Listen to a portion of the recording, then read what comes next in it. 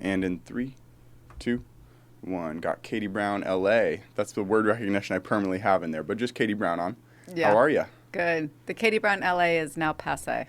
Now passe. Why so? From the standpoint that it no longer exists. Yeah, it was a clothing brand. Yeah. A very ethical clothing brand, if I have it correct. Yes. And now what are you up to? Real estate. Nice. It is a buyer's market right now, is it not?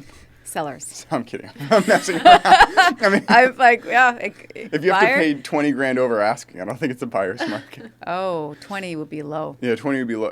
Well, more than anything, I spoke to my brother because they're like, we're going to sell our house and buy a new one. And he said word for word to me and like my family, he's like, it is a buyer's market out there.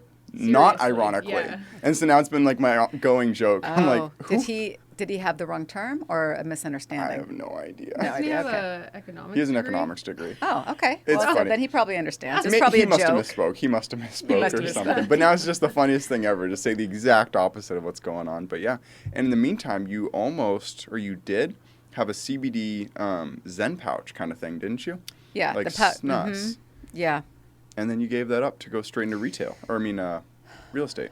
Yeah. So what happened was I had the clothing line for 8 years and COVID hit and I realized I needed to close it down, which was a very painful come to Jesus moment for me. And I had a friend who had developed this product, the branding and the product itself, which was very enticing to me because it really was something people could use as a tobacco alternative, CBD, THC also eventually. But he said to me, if you want to come on board, I'll give you 50% of the company. You can be CEO.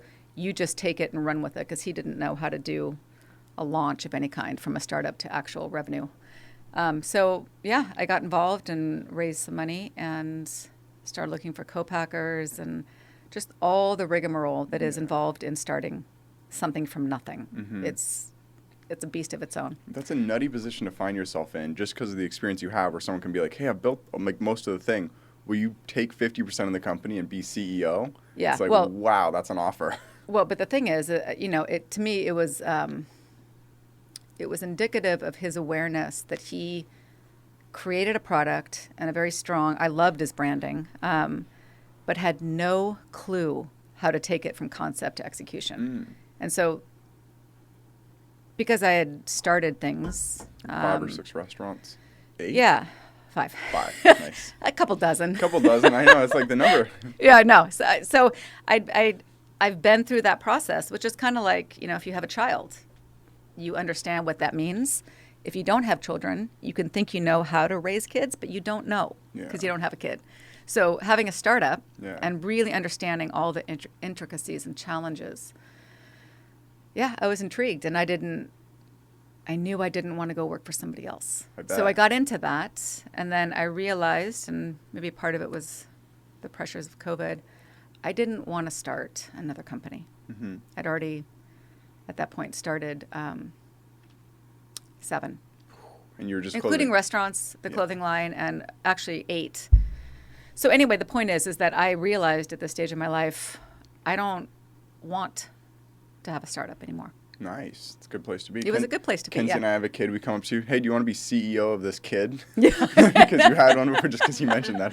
Yeah. You want to be CEO. So real estate's less of a startup and more of you're joining like a partnership, or how does that work? The way Seems that I like a describe startup. it, I mean, it depends on how you look at it, but the way that I described it that made sense for me is that being the founder of a startup is like being in the Amazon forest with a machete, and you are cutting your own path day after day after day, year after year.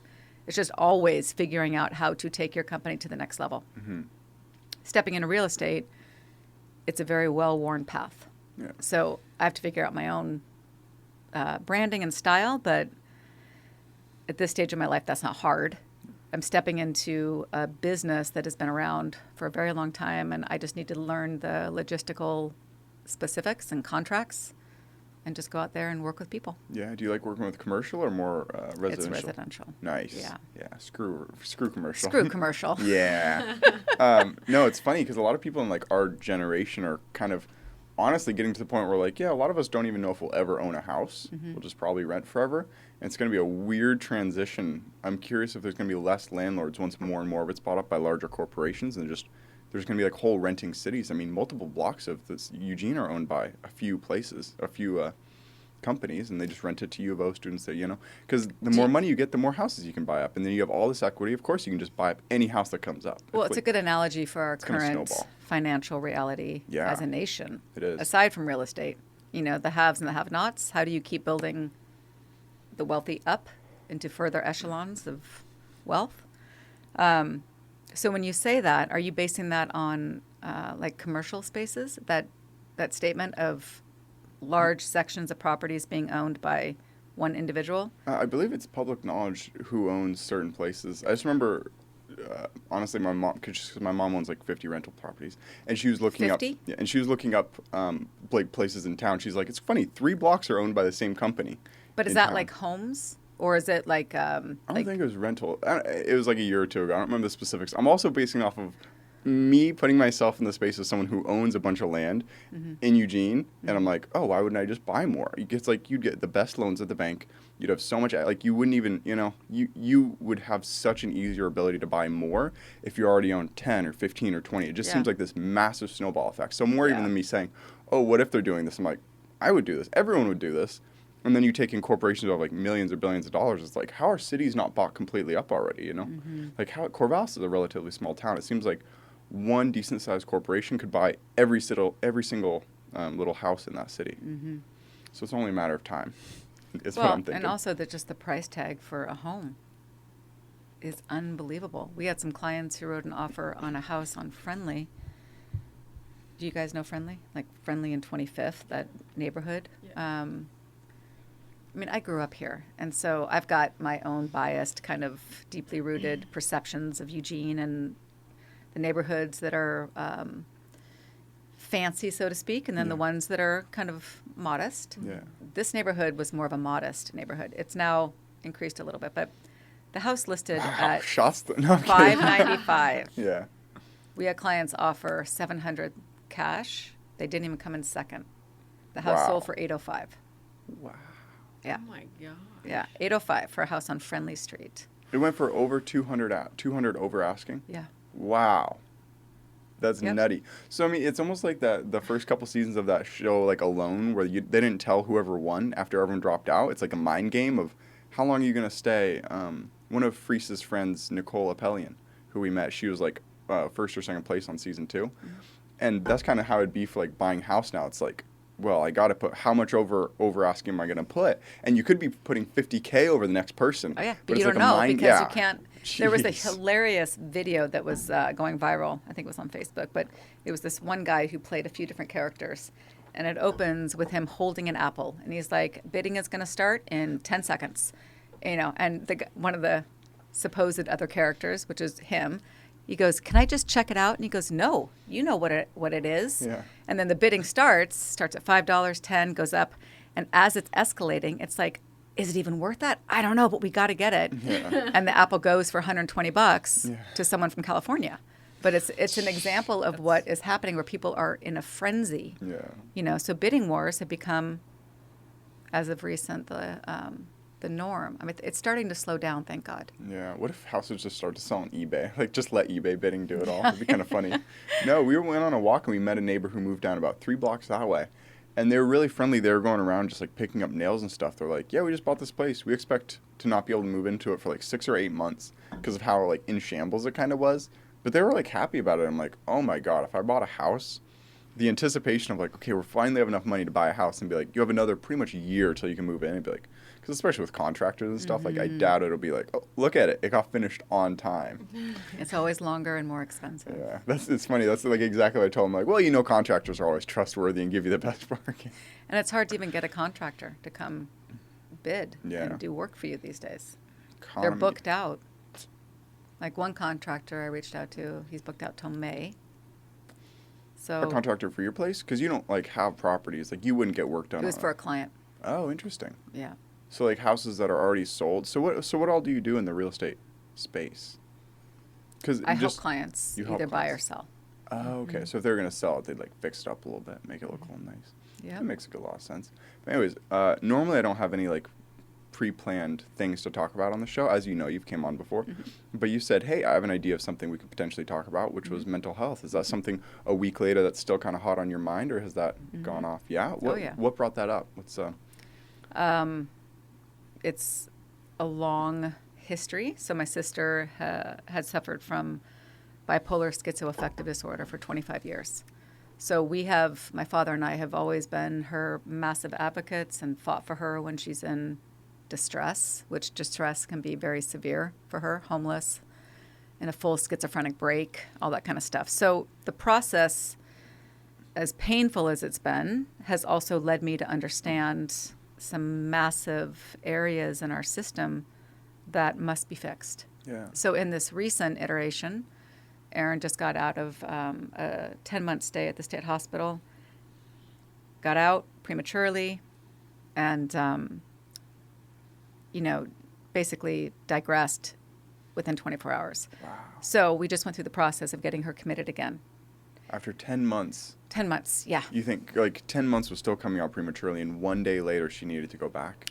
Yes, That because is they wild. were supposed to release her into a housing situation, which security is critically important. And they couldn't find housing, shocker. And then they were going to put her up in a hotel until they could find something. But the Olympic trials were here, so everything was basically booked. So she was dropped off at a seedy motel on Highway 99, didn't contact us, which she was supposed to. Anyway, these are all like things that just keep happening over and over and over and over again. So I made a decision this time around that I actually officially stepped off the board at Starbucks, stepped out of Starbucks, Wow. stepped off the board at EAB, the Entrepreneurial Advisory Board, and decided that chapter of my world was coming to an end. Done And with all that startups. energy, yeah, and I love those guys Completely, and everything, yeah. but that energy and time that it takes ultimately is now going to go 100% into fighting to get our mental health system changed. Nice. And I'm making some pretty, can I swear on this Yeah, show? of course. Fucking amazing, powerful connections. Nice. Yeah. That makes me really happy to hear. Yeah. Like mind blowing. And part of it is because when I get on the phone with these people, I'm incredibly passionate and intense about my firsthand experience. Yeah. Whereas a lot of times family members give up on their. How would you not? 25 years is that's longer than I've been alive. For perspective.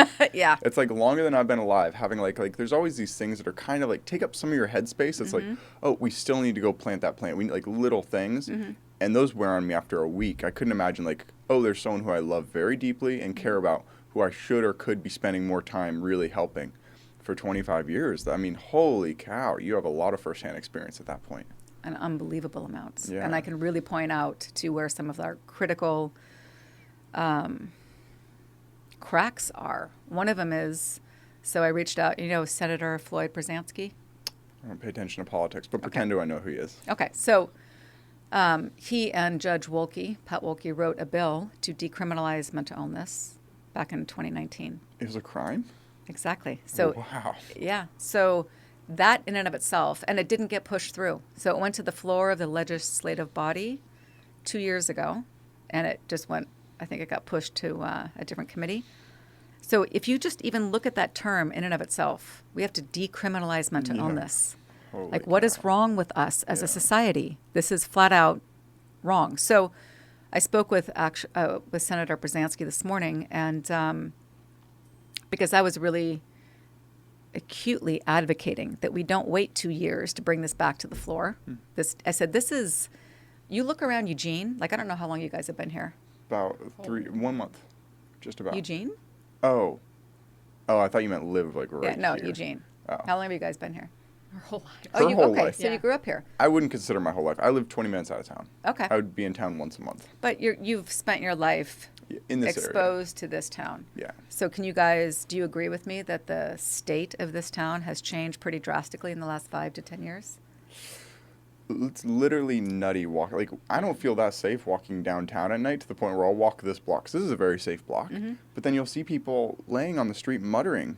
And then you see them the next day and the next day. And you're like, can someone come grab this person, like, and help them? What's going on here? Yeah, that's pretty recent Yeah. in the bigger picture.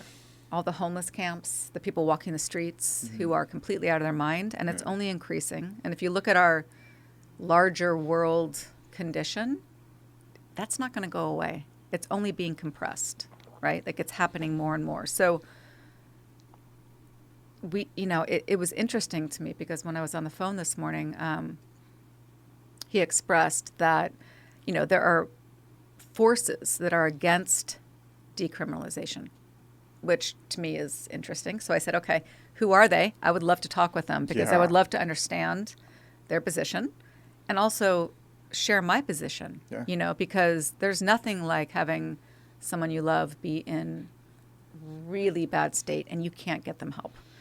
And you just keep fighting and fighting and fighting and fighting. And then every time it's the same thing over and over again. Did he tell you who the forces were that are Yeah. against it? So one of them, yes, for sure. And so he told me this guy who runs this organization that it's called Mind Freedom or something like that. But he said the guy who runs it is now in a wheelchair. And at one point, he went through electric shock therapy against his will.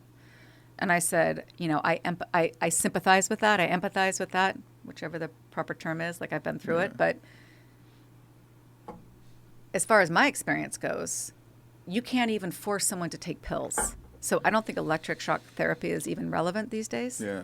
Right? That's an archaic experience. It doesn't exist anymore, at least in our country. That maybe somewhere in some backwoods. But so it's fascinating to me that people can get really stuck in their own personal experience and then want to restrict other people's experience. Massively. You just Massively. hit it right on the head of pretty much all the problems in the world is someone had an experience in their life like, cool, everyone else should follow my rules. It's like, that's not relevant at all. The definition of so I was going to go to physical therapy and I had a back problem or a lower back problem. And now for a couple of years after when everyone had a lower back problem, it's probably nerve flossing or like nerves being stuck. And it never was. And at a certain point, I'm like, oh, not everyone's problem has the same solution as yours or as mine. And that's something I fully came to. And I'm like, cool. Everyone has it built into that when they fix a problem in their own life, they're like, cool, I can fix everyone else's through the exact same thing. It's like, that is not the case. But some people are still running that algorithm. Have you ever watched Parks and Rec? This is going to be a small joke and maybe out of place, but have you by chance? I only know it because I love The Office. Yes, And The they're Office often is compared wonderful. They're pretty as being close. similar types of humor, but Yeah. I haven't seen it. The character who plays the main lead of Portlandia was in it, and it's like a meme that's just pretty much everywhere. He's like, you show up to the dentist late, straight to jail. This, straight to jail. And it's like, that's what it is with mental health. You were abused as a child, straight to jail. It's like no matter what happened to you that was completely against your will, or your neurochemistry is off, or there's so much chemicals being in our food and stuff that you develop some sort of mental problem. And the world's like, well, you deserve that. No, I know. The stigma around mental stigma illness is horrendous. insanity. And it's often subconscious, Yeah. but people have it. And the Like me fact saying is, insanity right there. people didn't choose it. Yeah. It's not like someone went and extorted money or stole cars or beat a child. Those are all choice points that supposedly come from a sane state of mind. If someone is mentally ill, depending on the severity, they don't have a choice. I would say you'd have to be mentally ill to beat a child, to be fair. Okay. You can go Yeah, pretty but far with you can't be not having free committed. will. I mean, you could be sent to jail for creating or committing that crime. Yeah. But if someone just hit a child or beat them more than one hit, let's say, Yeah. they wouldn't ever be committed to a state hospital for mental illness. Yeah. For that act alone, they could be sent to jail. But the question of being sane or insane. Yeah, it wouldn't come up. But I do agree with you. They'd be off their At rocker the to bottom, hit a who would kid. choose to say, yeah, this is worth going to jail for and hurting a person? Like no rational person with a sound state of mind would commit a lot of crimes. Like who would pick a life where you're constantly drawn to doing some action that is exactly against your best interest because you're going to be in jail for and hurt people? It's like I think it comes from a state of desperation probably a lot of it, at least and a theft lack of stuff. guidance and security and family connection and all the stuff that we can take for granted. Yeah. So you have a big task on your shoulders if this is kind of all-encompassing, fixing all this. How long ago did you start this journey of having that be your North Star, of leaving Starbucks and stuff like that? A month ago. A month. So it's been a very recent thing, and you're already meeting talking to some good people.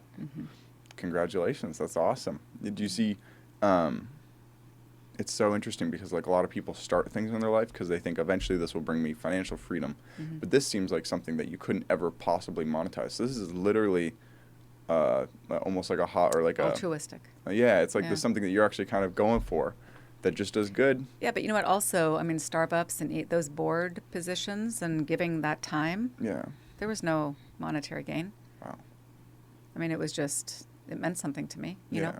And that's often what, I mean, yeah, I'm glad I did it. And I love everyone that I was connected with over that section of time. Absolutely. I mean, it's funny. As soon as I met Freese, I was like, I've heard of Starbucks through Katie Brown. He's like, oh yeah, love her.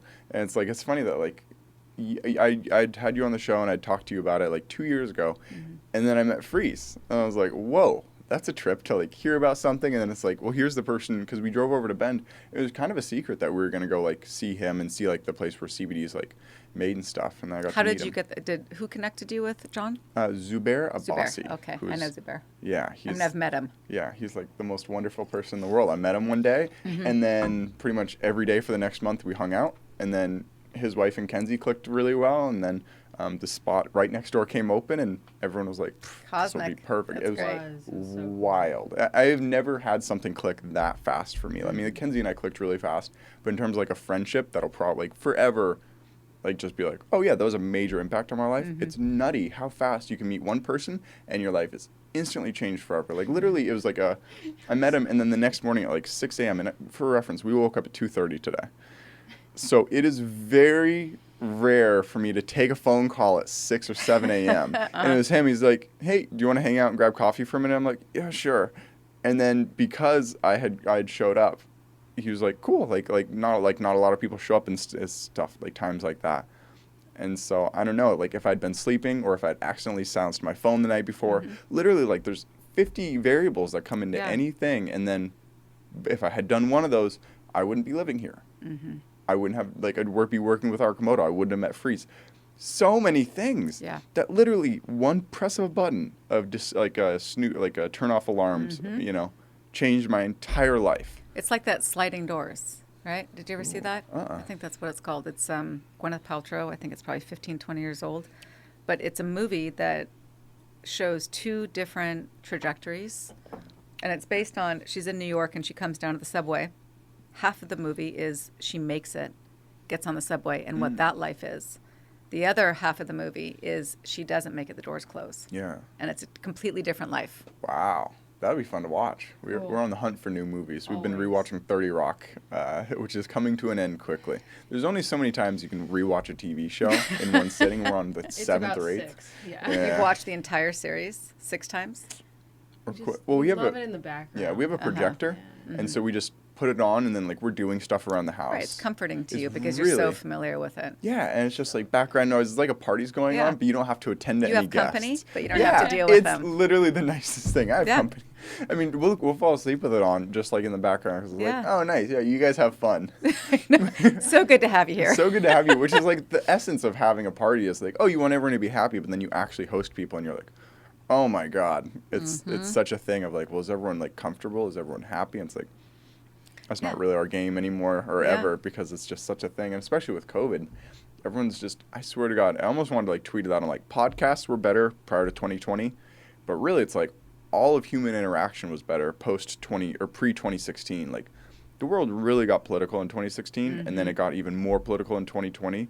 And now it's like every podcast I listen to, something political comes up, so I'm like, oh my God, like human interaction's degrading because of how much our minds is being just taken up and consumed by billions of dollars of information, propaganda, whatever it is, being shoved into our minds. It's like, I've been using the term like fast food before, like fast food of opinions. Like you watch Tucker Carlson or CNN or whatever it is, and it's like they're giving you a Happy Meal of, hey, this is a good opinion. It's pre-made, pre-packaged. Here's your arguments for it, and then people just thank you. You know, I'm like, oh my God, this is not good. Everyone's just eating like mental fast food of opinions Yeah. on facts. So I'm like, when you said, do you know this person? I'm like, I am doing my absolute best to tune completely out of politics as much as humanly possible. Yeah. It's going okay. I So- have two, Nice. actually, since Trump was elected. Honestly, I stepped out of the news. But on the flip side of that, like how I met you, well, I didn't meet you this way. Right. I met you for the podcast, but then you were going to videotape that video because I wanted yeah. people to activate Vote now. themselves to actually get out and vote. Yeah. Right? That is where our power as individuals is most powerful. I would push back on that. I say maybe voting for local politics, but I say voting, Local, absolutely. local, but like top-down change. Like you're the president right now. Your hands are so tied in so many ways. In terms of like, I'm interacting with a 200 little like person company with Arcimoto, and I realize every time I have like a new idea, I'm like, oh hey, I think it would benefit the company to do this. There's like 6 people that can give me reasons why not to. Imagine you're president of millions of people, and how many people would be like, nope, you can't do this because of this, this, this, and this. I'm like, I doubt top-down change will ever actually make a difference. I think small local community, local communities will change. And that's exactly my point that I was making is that this guy, Senator Floyd Brzezinski, is very local. Nice. So, you know, whether it be Peter DeFazio or as the congressman, like when you vote local, that's what directly affects your community. It really does. Yeah. But no one cares about that. Like, no one's ever politically charged, like, oh, you're voting for Lucy Vinnis, you're not voting for this Well, person. sometimes. I've heard they have been. You have I been? have, Okay. yes. I've never heard someone who tried to never change have? my mind on local politics. Everyone's always like, you're voting for this president? And I'm like, who cares at that point? Like, seriously? I don't think, especially living in Oregon, 1, my vote doesn't matter Right. on that scale. And 2, I don't think change will happen that way. So, like, people are just, like, so misguiding their energy in terms of wanting to change people's opinions. It's funny. Someone very close to me, actually, recently gave me a critique of, they're like, you sometimes you host right-wing people on your show, and you maybe, like, agree with them too much or don't give them enough pushback. And I'm like, it's just, first off, it's a weird thing to put, like, tell someone, hey, I think I know better than you, political stuff. I'm like, I think everyone's valid, and the number one way to not change someone's mind is to be really argumentative with them. And then it's like anyone who's moderately the right wing who listens will immediately tune it off. Like, I'm like, the people who have changed my mind the most is talking to someone who's really passionate about a side, and it pushes me the opposite side. Like, agreeing with people doesn't give them, like, that much credence. Like, the listeners can make up their own minds, and I think hearing someone out can be off-putting. It's not like anything that someone says, people will be like, cool, downloading that, and that's my opinions now. Like, a lot of people just don't sway their opinions that much. So, I don't know. It was just kind of hot on my mind since that person told me it, and I was like, if you're talking to a right-wing person or a left-wing person, I don't know what your political stance is, like, you're not going to be argumentative the whole time, are you? Or are you? I don't find that to be effective. Right. It's just not. And it's just pointless. And it's like, here's one more human interaction that's going to be degraded because of politics. It's heartbreaking. Yeah, it's heartbreaking. I mean, we're dealing with a really divided reality, you know? Very. And it's, I don't know. I don't know what the answer is, other than I can affect my immediate world that is around me best way I can. Absolutely. And I mean, I guess the whole reason I brought up politics and that is because I think that's honestly leading into a lot of mental health problems. Is so much people are now 2 years into a pretty fear-based existence of, is the world going to be around in this long? Are people I love going to die? I'm like, it's such a thing of people hearing so much information. No matter what side you're on, you hear how the world's going to be destroyed. And I'm like, my mental health is degrading at this point from just listening, like, a barrage. You know, we don't even have TV, but just it shows up on social media. Even if you don't follow any of the accounts, your friends start posting. It's like, you can't escape people fear-mongering existence. So I'm like, that is almost leading to pretty healthy people just even having an anxiety-based life, you know? 100%. And that further degrades. And then it's like, if you're around, like, your 5 friend groups a year ago was happy, and now your 5 best friends are all anxious, that affects you. And it's like this massive cascading effect of mental health is not heading in the right direction. I know. So thank you for doing a change. Well, and so I wanted, you know, when I asked you if we could discuss this, it wasn't from the standpoint of really wanting to necessarily educate people on like the severe situation that I am familiar with. Yeah. But it's really about wanting to draw attention to, you know, there is a stigma around being mentally, you could even say off, right? People are ashamed or embarrassed to say that they're feeling depressed or full of anxiety or anything that could be perceived as a weakness, when in reality, vulnerability, in my opinion, is one of the biggest gifts we can give one another. Yeah. So given everything that you just said, you know, about what is happening, I want to pull the curtain back and really encourage people to feel like all the emotions that you, whoever's listening to this, are having Yeah. are natural. Yeah. That everyone has a huge flux of ups and downs and ins and outs, and small gestures of being kind and patient with one another go far these days. Yeah. We have no idea what people are going through, and really being able to have compassion and just be mellow. You Be know? kind. Just chill the fuck out. Absolutely. It's funny. I'm on scroll 6, that book that I handed you a while ago. I don't know if you ever delved into it. I did. But so did you read Way Ahead by chance? You haven't. Nope. So scroll 6 is literally, today I'll be the master of my emotions. Like, as the flowers bloom and fall, like winter's, like, so are your emotions. Like today's dead flowers will bring tomorrow's bloom. Fresh like flowers, today's yeah. sadness brings tomorrow's joy. It's like kind of like literally completely about this. So it's very funny and cathartic that you come on the show and bring it up probably about a week into me reading this chapter. And I expected to not really like it. A lot of my life I've been like, you can beat emotions, like, and I still kind of believe some level of it. Like, you can be less angry. You can be less sad. So why can't you take that all the way to no anger in your life whatsoever and no sadness in your life? I think That it's a sounds very a little lofty too goal. confining. Really? I do. I think it's a little too confining to aspire to have no anger, no variation of any kinds. Like, I've always said, I think anger is a surface emotion to fear. Ooh, yeah. Whether it be I'd agree fear with that you're that. going to be attacked or hurt emotionally. Like, I can't think, I've really given this thought. Cool. Can you come up with a scenario where if you expressed anger, it wasn't overriding a sense of fear?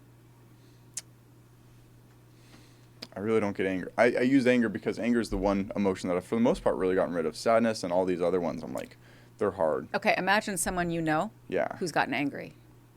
Like, come up with a scenario Yeah, in your mind. yeah, You don't have to mention absolutely. who it was or what it was about. Yeah. But then think about it for a second. Yeah. And do you think, upon reflection, that that person was actually fearful Yeah. of being hurt in some way, physical, mental, emotional, whatever? Probably almost every time. I think almost every time. I have Yeah. challenged myself to come up with a scenario where it wouldn't be fear-based. Yeah. I'll have to start thinking on that Think on that more. and let me Yeah, know it's if you actually come a up pretty with good one. Point. Yeah. It's funny. That's I why can't come up with one, and I've thought about it many times. Because that's what I think really is the news' Happy Meal is, hey, here's all these things to be afraid of, and this is why you should be angry.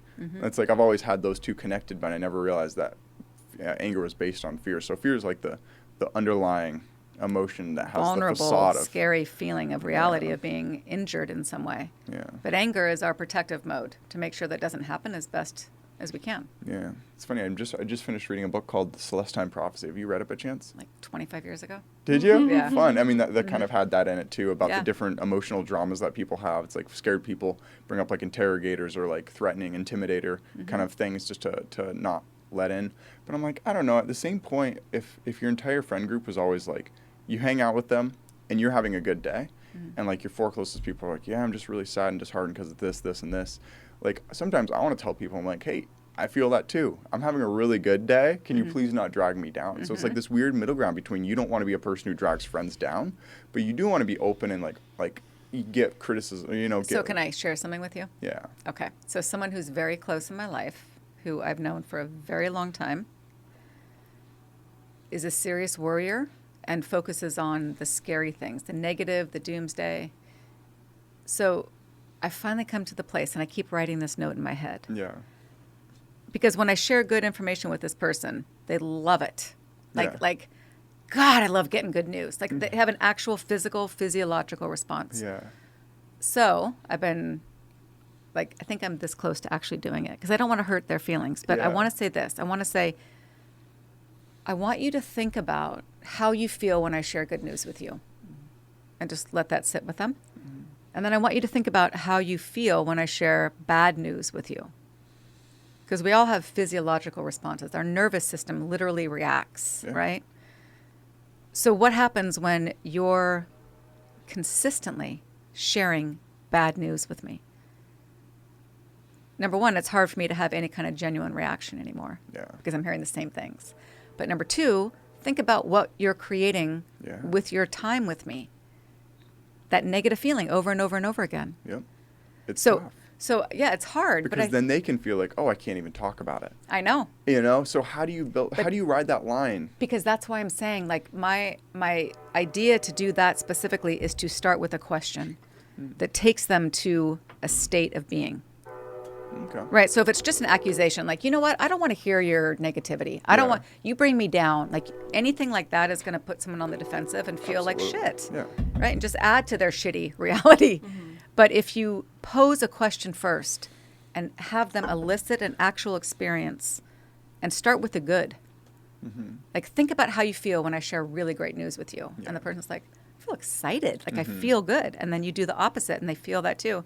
Okay, well, here's a reality check. When you share shit with me all the time, basically, or 80% of the time, we're operating in that negative space, the one that I just took you to after the good space. Yeah. So to me, it seems like pointing out that there is a choice, There is. It right? seems like If you're in a really bad state, I'm always here for you as a friend. Yeah. You can always talk to me. But let's look at chronic. Yeah, that's what I always Behavior. say. It's like if someone has a bad day, it's like everyone has bad days, but it's like the consistent, like honestly, it sounds like your friend's halfway to the good side because the people who are really like pretty far gone, it's like you tell them good news and they find the bad in it, or you tell them good personal news Yeah. and they're envious or jealous, like they think you Yeah, somehow that's took an true. opportunity from them. Like there's a lot of people out there who it's like eventually like they aren't happy for their friends, or they even if you tell them like, yeah, this happened, they're like, yeah, but what's the downside? It's like so many people it's don't even like hearing the good news I either. know. It's like they almost dissect it for any negative To they can find find it. in I it. know. Yeah, and I'm like, what's going on? So like so many people, more and more, I've had to like slowly just start.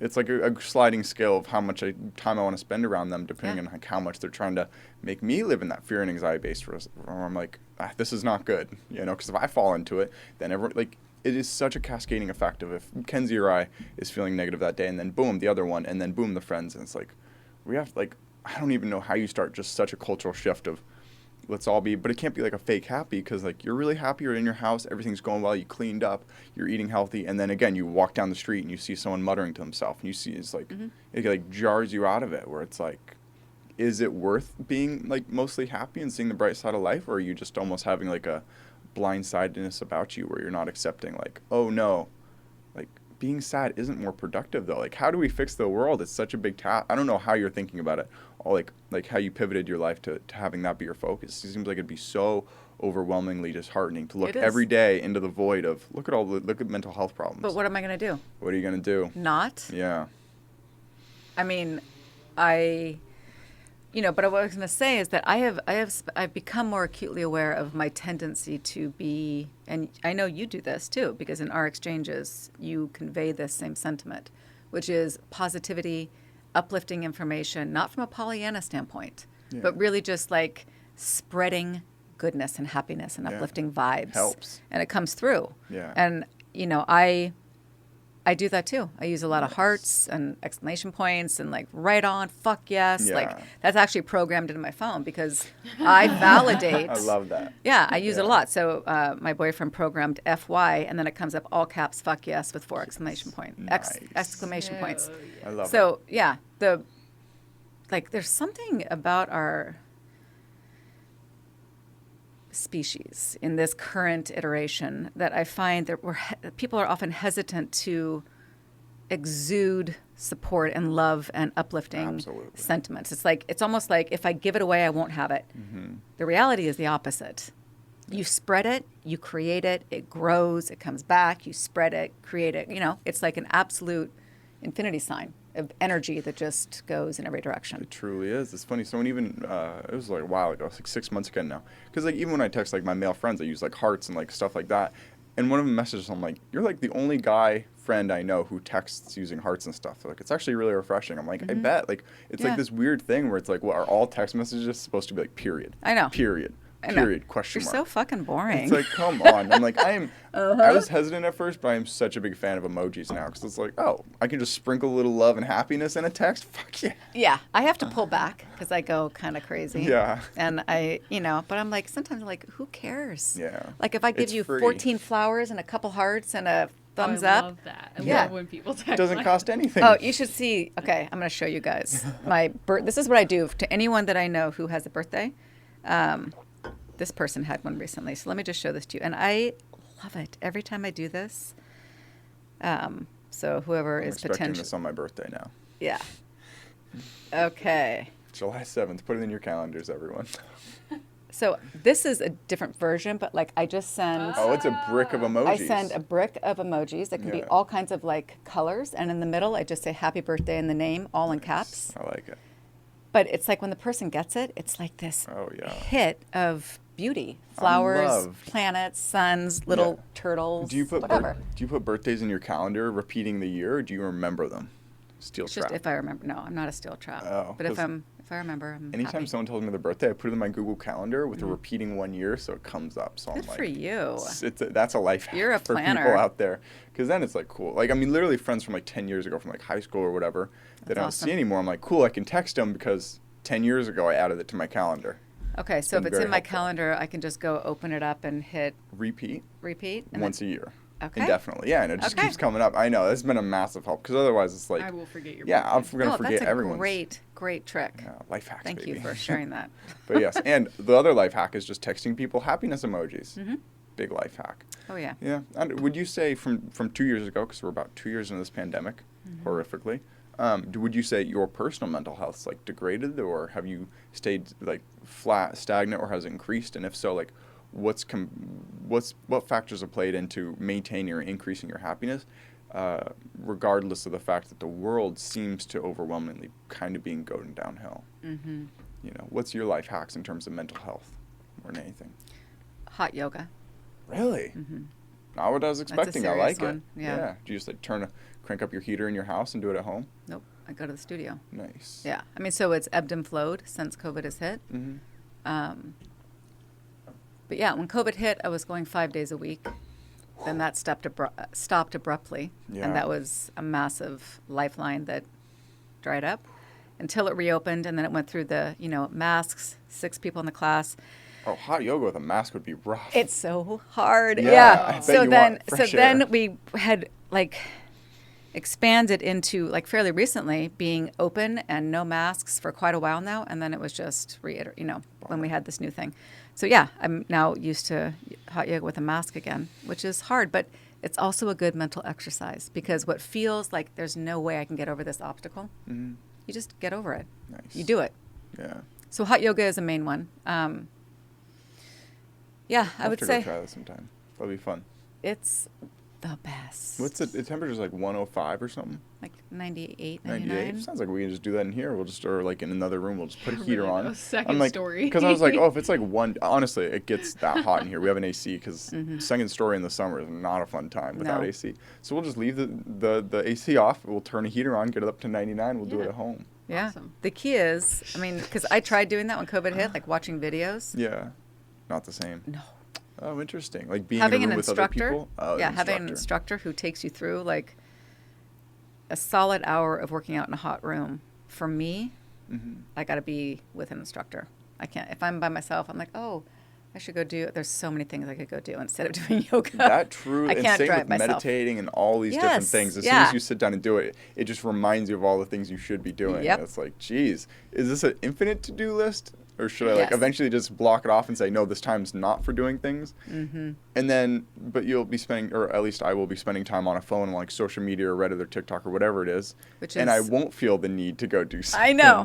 It's like so opposite of what it should be. I know. But you're going to say TikTok, which is just negative. Social media, I think, is Yeah. just kind of a, Another catalyst for negative mental health. I have Brutally. 2 kids. One, my daughter is 18, and I have watched social media through her eyes and how much they're on the phone and doing TikTok videos. And I don't know. I just don't think it's adding anything to these kids' lives. Yeah, I think it's not TikTok, especially because so I used to watch YouTube and I'd watch 20-minute videos how to edit audio, Right, how make to your own do this, kombucha. cool stuff, or like, Yeah. hey, let's dissect this album for 20 minutes. Right. And now I'm literally scrolling through YouTube looking for videos that are less than a minute. Right, because you don't want 'Cause I to don't want- engage in the yeah. attention span. Yeah, so I'm like, holy cow, TikTok's destroyed my attention span Yeah. based on just my YouTube viewing habits. And that's why I'm Right. like, so I'm doing the show on YouTube now. And so I'm specifically like, I haven't posted it anywhere. Mm-hmm. I'm seeing if YouTube ever picks it up. And then as I was scrolling through YouTube, I'm like, who the fuck's going to click on an hour-long video? So I'm going to be cutting like 1-minute clips out of every show and just post a ton of those with really good keywords. And that'll be like the thing that kind of drives it. Because I realized I'm like, people want something that's about a minute long. Yeah, but you know what? I mean, I have to challenge that a little bit. I know there's a massive argument for that being the truth, but look at Joe Rogan has 3-hour podcasts. Crazy. Yeah. So that to me is astonishing. Me That too. you're going to sit in a room and he does it consistently over and over and over again. and over. 3 hours, just sit and shoot the shit. Yep. So, and he's one of the top podcast people, period. Absolutely. So that's a good sign. Yeah. People can tolerate 3 hours. Maybe they break it up a little bit, but Yeah. I think that's a good sign. I've listened to most episodes of his show. Yeah. People like sometimes are like, oh, his show's not that good. I'm like, he's the best purely because I run 1 hour shows and at the end I'm like, I need to pee. I'm hungry. I assume the guest does too. I'm kind of like tired and I'm like, I couldn't imagine doing a 3-hour show 1,600 times. Yeah. I'm like, just the raw numbers of how much he's been able to sit down and talk with someone is astounding It to is me. astounding. The quality It's is impressive. pretty good, but even I if the think so, quality too. was bad, it was like, that's still impressive. Did you ever hear the one with Sturgill Simpson? No. Or Do at you least know I don't- him? Is he a musician? Yeah. Then maybe I have listened to He's it. so good. Yeah? Yeah. Fun. I would not have pegged you as someone who listens to Joe Rogan's show. Do you listen to podcasts? My often? boyfriend does. Nice. He listens to them, so I hear him peripherally a little bit. Yeah. It's funny. That's That's me too. Yeah, literally I couldn't Kenzie. sit there and listen to it, but we were actually painting a house recently, and we compromised, and he put on Joe Rogan, and it was Sturgill Simpson because we were actually listening to him on the way out there. So he's like, fun. "Put that on, she'll like this," and yeah, it was great. It was like storytelling, you know. And I just kind of zoned out and did my thing. Yeah, it was like Nice and- it was like eavesdropping on someone's It conversation. is. It's surprisingly just relaxing. It's like Yeah.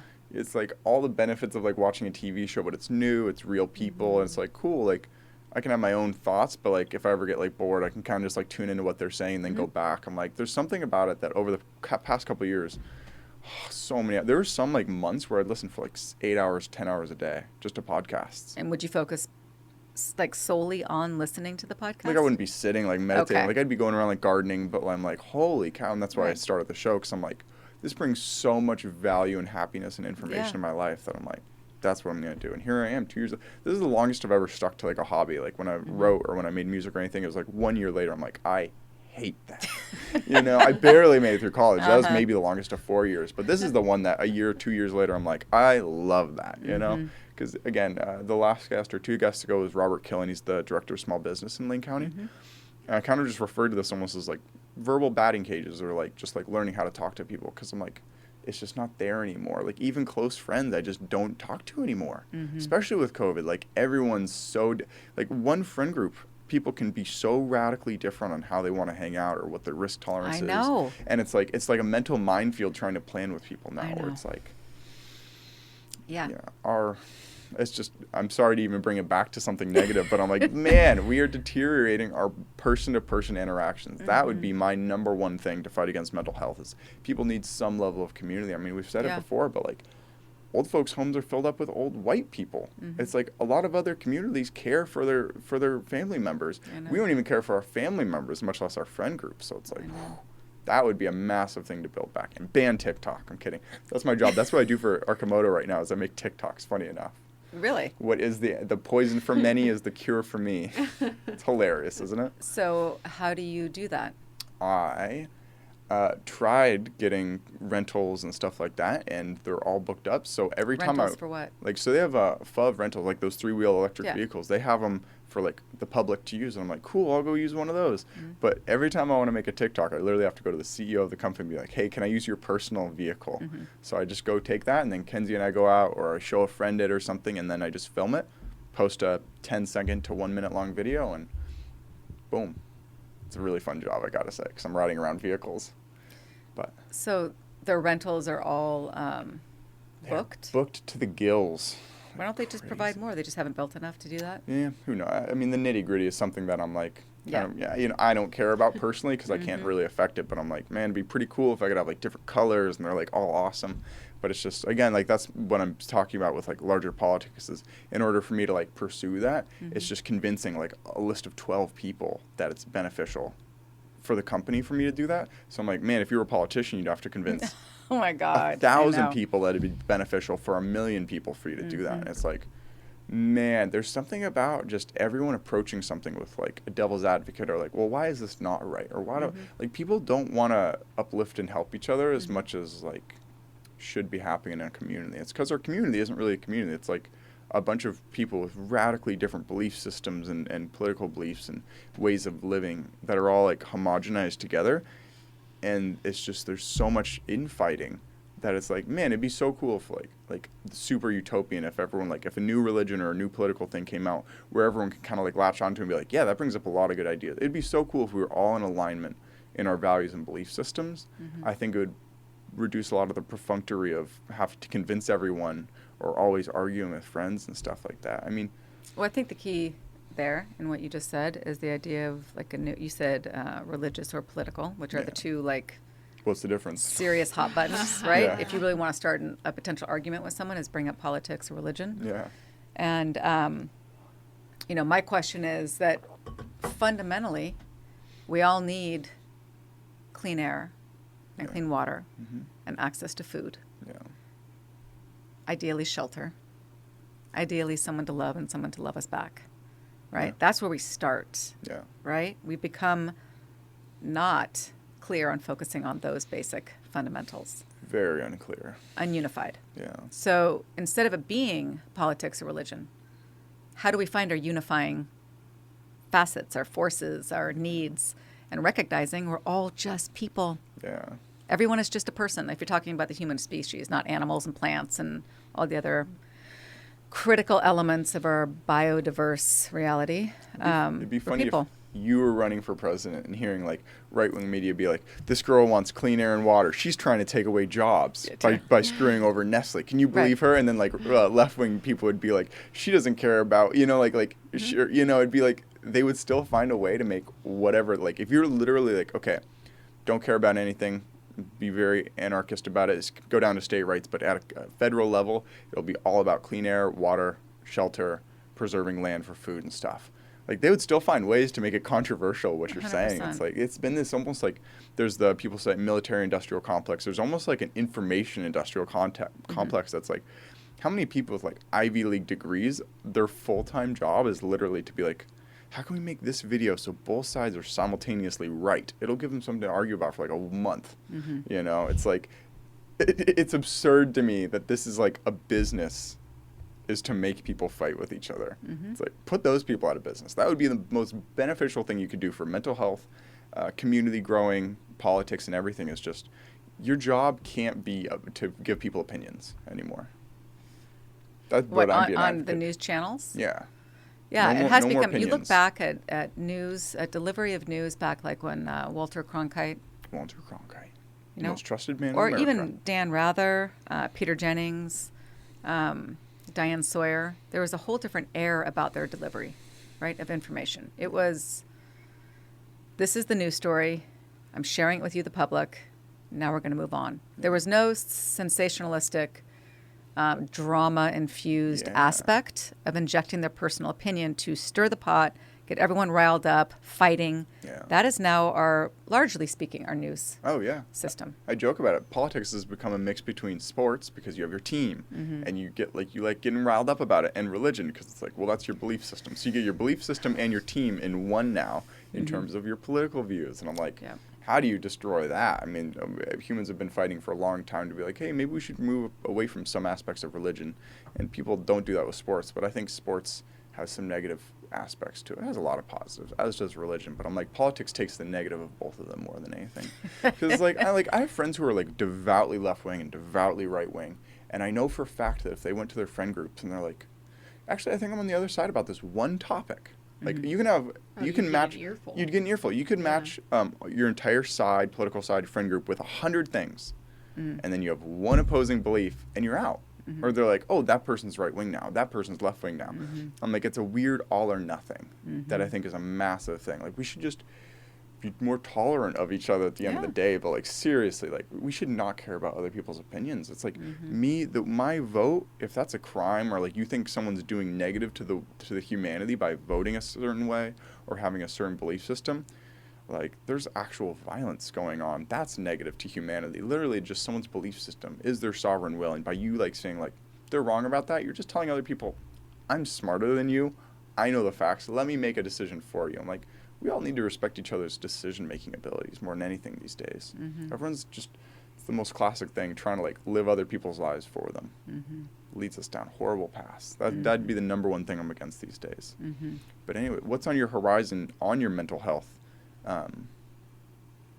purview of kind of what you're working toward? You're 1 month in like 1, 2, 3 years in, what are you hoping to have accomplished, or what avenues do you hope to go down? I'm hoping that next summer the bill does get put back on the legislative floor to decriminalize mental health. What would that do? What would the nitty-gritty of, because I've heard people say decriminalize homelessness, or make homeless a protected class. So when they apply for jobs, it's like you can't ask what's your address, like all these different things, because then you're homeless and you finally get a foothold, and all these things about being homeless fight against you. So what is it with decriminalizing mental health? Like, what does that mean to dissect it? So someone can be arrested for behavior or actions that are based, I hesitate to say purely, but really purely in the fact that they're mentally unstable, So the idea of someone, I can speak to my sister because it is my firsthand experience. It's not hearsay, and I'm not pontificating about something I don't fully understand. I've seen it happen. I've experienced it. So if my sister is in a full schizophrenic break and she's on the streets and she's so upset that our planet is being destroyed by mankind, and she sees the cars and she hates the cars, so she throws a rock at a car. Then she gets arrested for civil disobedience and can sit in a jail cell for weeks. Wow. Right? And then get transferred to the state hospital potentially, or get released. So that situation, if you're a police officer and you respond to a call for someone who's thrown a rock at a car or a construction site, then if you assess the person, they've got a history in the records, there should be zero chance this person's going to be taken to a jail cell and go through the justice system as a criminal, right? To eventually be not deemed, but recognized as someone who needs mental health treatment. They need help. They need help, but the process they go through is so damaging and inhumane. Yeah. Right? I mean, my sister sat in a jail cell in Springfield for 4.5 weeks. I mean, try to fathom that for a second. What would that be like to sit in a room half this size, that's a jail cell, and you're schizophrenic, and you get out for your food? Like, what are we doing? Torturing people. That is torture. Absolute torture. Holy cow. So when you stop and think about it, but people don't really think about it unless it directly affects you. Yep. It's out of sight, out of mind. So decriminalizing mental illness is one of the top ones. The other one is lowering the bar for what it is to be civilly committed. So to be committed against your will, right? So like my sister being too sick to understand she needs help, we have to step in and say she needs to be hospitalized, but that impedes on her civil rights. It's a slippery slope of telling. It is a slippery slope. But when you have someone who is as sick as my sister, who has a long history of it, it's not, there's zero risk that we are family members who just want to lock her up because... You are, but other family members. No, I know, but there needs to be a clearer differentiation about what who sets that line. I think that's a very important thing that should happen.